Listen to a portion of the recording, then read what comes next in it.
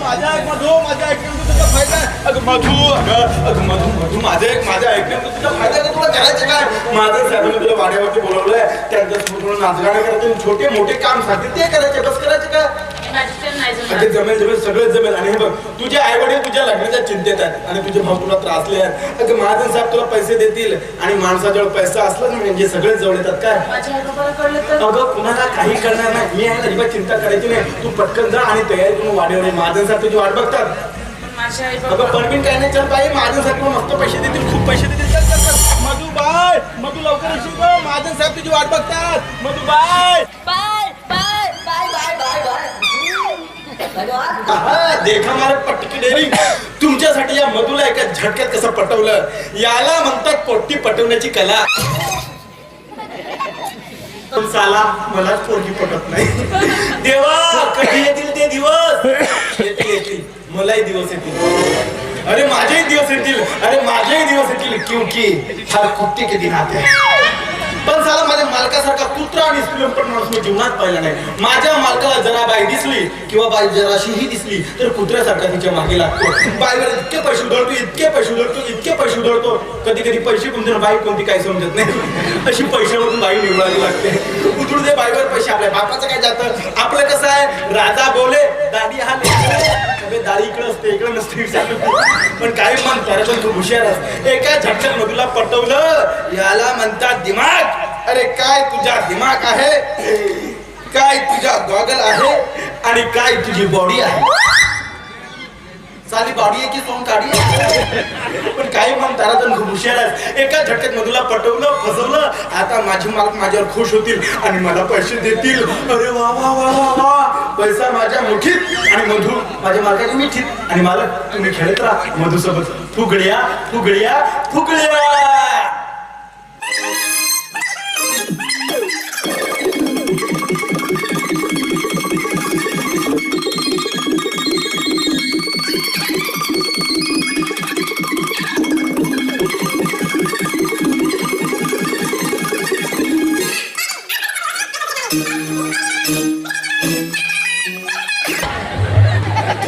डाल डाल डाल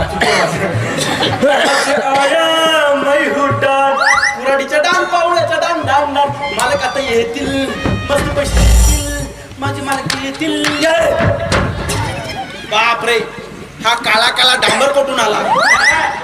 ए मागून असं मारायचं असतं का? समोरून मार ना मरतासारखं. हे मरता इकडे. काय रे, मुलगा आणि मुलगी बघितली का इकडे? हो का? कुठे गेले ते? मुलगा तर मीच आहे आणि मुलगी? मुलगी आताच गेली. काय नाव सांगितलं तिला तुला? हा, त्या मुलीचं नाव होतं. मी कशाला सांगू? मी का तुझा दिवाजी हो का बे? माहित आहे मी कोण आहे? अरे गावामध्ये 4 लोक ओळखतात. पाचवा तू. मी आहे ताराचंद माणिकचंद चिरफाडकर.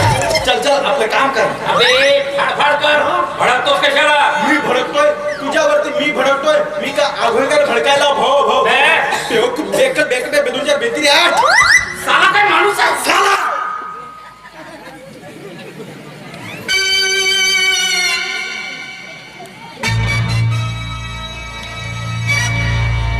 साला किसको बोला बे? साला किसको बोला? तुझ्या बायकोचा. भाऊ की नाही साला? अरे यार, अजब माणूस आहे हा. अजब माणूस आहे म्हणजे मला काय 4 हात आहेत, माझ्या मागे नाक आहे की डोक्यावर पाय आहेत माझ्या? ए चिरपोट, खूप जास्त बोलतोय. जास्त म्हणजे किती? 2 किलो बोललो. अबे यार, कोणत्या पागल माणसाची माझा पाला पडला? पागल मला पागल तू पागल, तुझा बाप पागल, तुझा आजा पागल, तुझा काका पागल, तुझा संपले वाटते सगळेच. तुझा अख्खा खानदान पागल. सारे आता तोंडातून एक शब्द जरी काढला नाही यात्रा.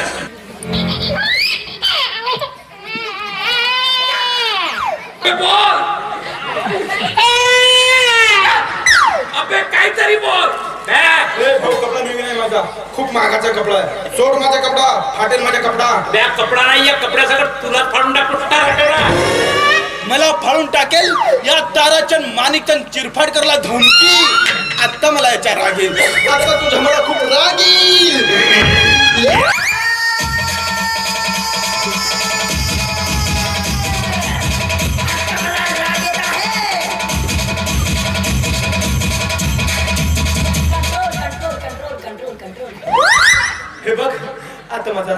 आहे. पुन्हा मला राग आणू नको. जर मला राग आला ना, काय करशील बे तू? मी काळजी नाही करणार. मी काय बोललो का भाऊ? बे तू काय बोलणार मला? तेच म्हणतोय, तुम्ही बोला. साला हरामखोर असं तुम्ही मला म्हणा. भरपूर शिव्या द्या.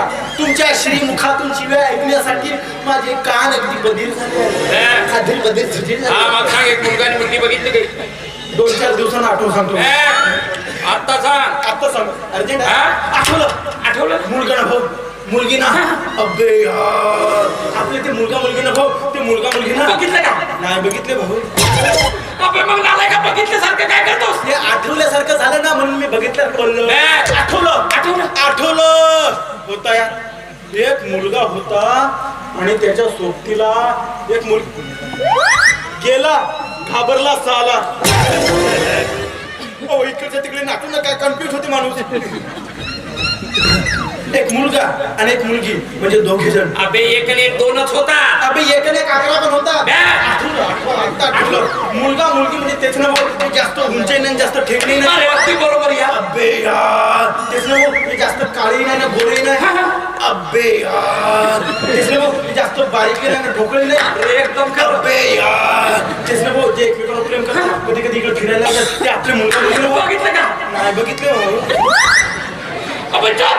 खबरदार आता एक शब्द बोलशील तर. बे भाऊ, तुम्ही पेपरमध्ये द्या किंवा टीव्ही मध्ये. आपण यांना पाहिलं का?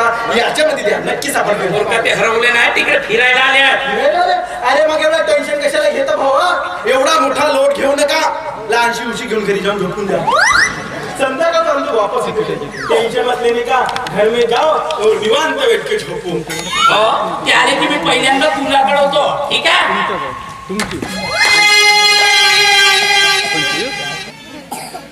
ठीक आहे, पण मला सांगितल्याशिवाय कारण कोणत्याही परिस्थितीत ते धोके मला पाहिजे म्हणजे पाहिजे.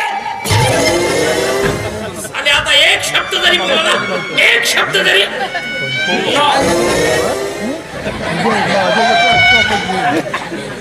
साला थुंकून गेला. वाचलाच नाही माझ्या हातून, वाचला नाहीतर तुझ्या दंगल्यातून तुझ्या हात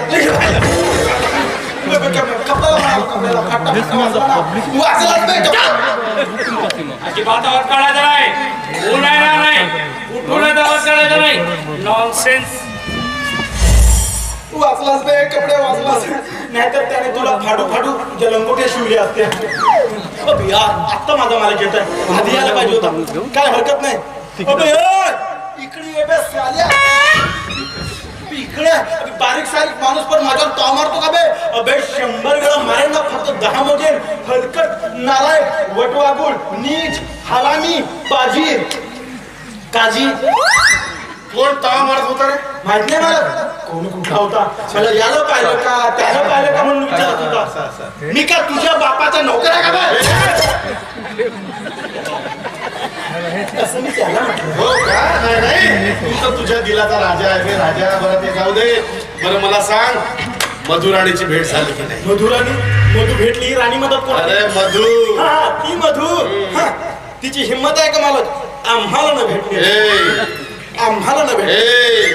बरं तुम्हाला न भेटण्याची मग वाड्यावर यायला तयार झाली की नाही? काय बोलता मालक? हो मालक, तुम्ही ज्या पाखरावर निशाणा साधला आणि तो पाखरू पैसे देऊनही जाळ्यात नाही अडकला, असं कधी झालं आहे का?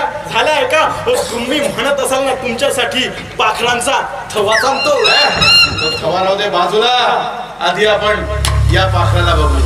बऱ्याच दिवसापासून नजर होती माझी तिच्यावर. ताराचंद, मी असं ऐकलंय की मधू खूप सुंदर नाच गाणं करते म्हणून. विचारूच नका मालक. हो मालक, मधू इतकी सुंदर नाचते ना, जमिनीवर पाय दिसत नाही, नुसते हवेत तरंगतात. हो मालक, मधू नाचायला लागली ना, मधू नाचायला लागली ना, जमीन कोणती, पाय कोणते आणि हवा कोणते काही समजत नाही. तर तुम्ही काय समजा? मग तिला तयारी दिसत यायला सांग कडाडण्यासाठी. बिजली कडाडली आणि आपल्याच अंगावर पडली तर हे तर काय घेऊ शिंगावर तिला. हो, घेऊ घेऊ. पण मला हे शिंग कुठून आणायची? अरे प्रश्नच आहे बेटा. आई म्हणते हो. कुठून आणायची? एक काम करू आपण, तुझं मुंडकं कापू हो हो हो आणि त्या जागी बैलाचं मुंडकं बसू. एकदम बरोबर. चल आता, बैल कुठला? मी तर बैल आहे, पण तू चिखलात लोळणारा आणि रिकामी जागा खाणारा डुक्कर आहे डुक्कर. हो खाल्लो. हा विजय अजून आला नसा. आणखी किती वेळाची वाट बघायची. ए विजय विजय, अरे लवकर येणार आहे. अरे मला तुझी खरंच खूप आठवण येते रे. तुझ्या आठवणीशिवाय माझा एक पण दिवस जात नाही. रात्रंदिवस मी तुझ्या स्वप्नात बुडाली असते. असं वाटतं एखाद्या प्रीतीच्या बागेत तू प्रेम गीत गातोस आणि ते ऐकून मी हरपून जावं आणि एकटं तुझ्याकडे बघतच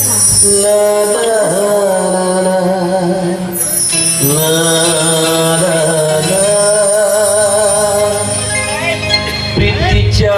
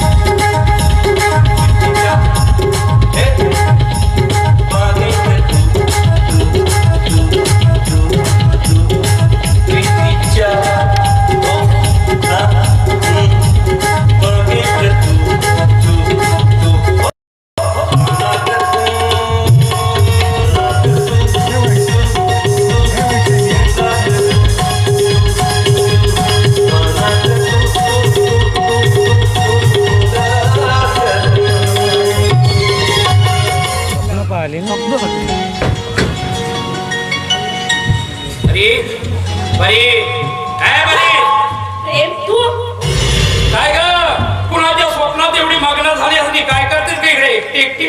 काम सोडून तू इकडे काय करतोस? हा काही कामानिमित्तानं चालू होतो का? मी पण कामानिमित्तानेच इकडे आली होती. अच्छा, कामानिमित्तानं आली होतीस की त्या भिक्काड्या विचारा भेटायला आली होतीस? माहीत असून कशाला विचारतोस? अरे तुला तुझ्या घराण्याच्या इज्जतीची पर्वा नसेल का?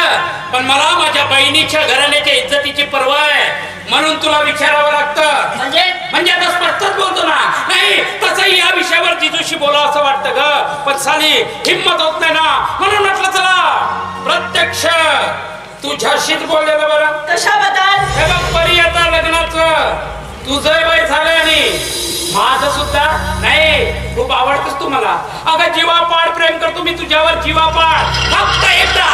फक्त एकदा हो म्हण, तुझ्याशी लग्न करायला मी एका पायावर तयार आहे. अगं माझ्याशी लग्न करून राणीसारखं राज करशील, राणीसारखं. आणि मला माहितीये तू जर होकार दिला ना तर जिजू पण नकार देणार नाहीत आपल्या लग्नाला. मी विजयवर प्रेम करते आणि त्याच्याशीच लग्न करणार आहे हे माहित असून देखील तुझी हिम्मत कशी झाली माझ्याशी लग्नाची भाषा करण्याची? अच्छा, तू घमंड आहे तुला तुझ्या त्या भिक्काड्या विचारावर? अगं असं काय आहे त्याच्यात जे माझ्यात नाहीये? तुझ्यात असं काय आहे जे त्याच्यात नाहीये? वेळी अगं पूर्ती आंधळी झाली असते भिक्काड्याच्या प्रेमात. अगं परी, अगं केवळ कल्पनेच्या भराऱ्या मारून संसार होत नसता. अगं त्यासाठी हवं असता पैशाचं पाठबळ. काय आहे ग त्याच्याकडे? कुठलं सुख देणार आहे तू तुला? अगं कपललं काय कपललं? अगं त्याचा बाप मोलमजुरी करतो ना, म्हणून त्याला 2 वेळचं गिळायला तरी मिळतं. आणि सला त्याच्या आईला हातापायाला कोड आणि असल्या भिक्का. खबरदार एक शब्दही आता उच्चारला असतात. तो गरीब असला तरी त्याचा अभिमान आहे मला. आणि राहिला प्रश्न तुझा, बाळ बघितलीस आशा? बघितलास? अरे त्याच्या पायाच्या नखाची सुद्धा सर करण्याची लायकी नाही तुझी. चल निघितून निघ. बाळ काय बघतोस? ऐकायला येत नाही? I say get out.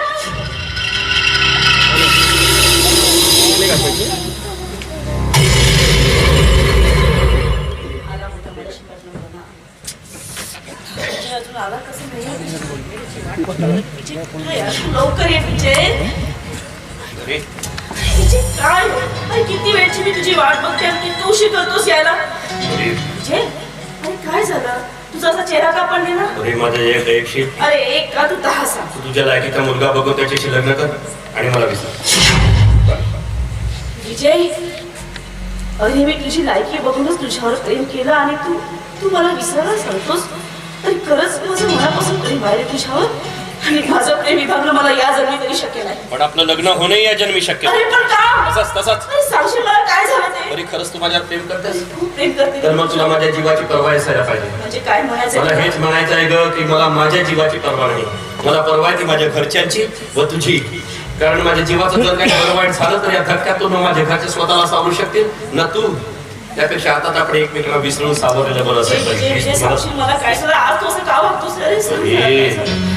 तुला तर ठाऊकच आहे ग 18 विश्व दारिद्र्य असलेलं आमचं जीवन, कर्जाच्या ओझ्याखाली दबलेला आमच्या कुटुंब आणि बहिणीच्या लग्नासाठी चाललेला खटाटो, या सगळ्या धावपळीमुळे आधीच माझे मायबाप खचून गेले आहेत, पूर्णता खचून गेले आहेत. आणि काल तर चक्क माझ्या आईने आत्महत्या करण्याचा प्रयत्न केलाय. होय बरं झाले शेजार पाजारचे धावणारे माझ्या आईचा जीव वाचला. त्यात मी तुला कालच भेटणार होतो आणि त्यातल्या तुझा भाऊ आमच्या घरी येऊन माझ्या आईसोबत मला जीवे मारण्याची धमकी देतो. तुझा भाऊ जीवे मारण्याची धमकी. सांग तरी मी काय करू? सांग काय करू? शांत माझा ऐकले.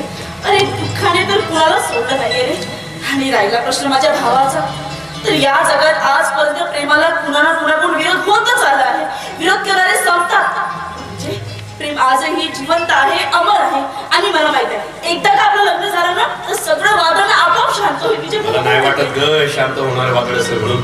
कारण तुझ्या भावाचा स्वभाव तुला चांगला ठाऊक आहे. तो कुठल्याही पातळीवर येऊन काहीही करू शकतो. तुला चांगलं ठाऊक आहे त्याच्या बाबतीत. पण त्याला माझा स्वभाव ठाऊक नाही. म्हणजे हेच की तो जर आपल्या प्रेमाच्या आड आला किंवा तू जर माझा होऊ शकला नाहीस ना तर मी मात्र माझ्या जीवाचं काहीही बरं वाईट करू शकते. काही बरं वाईट करू शकते.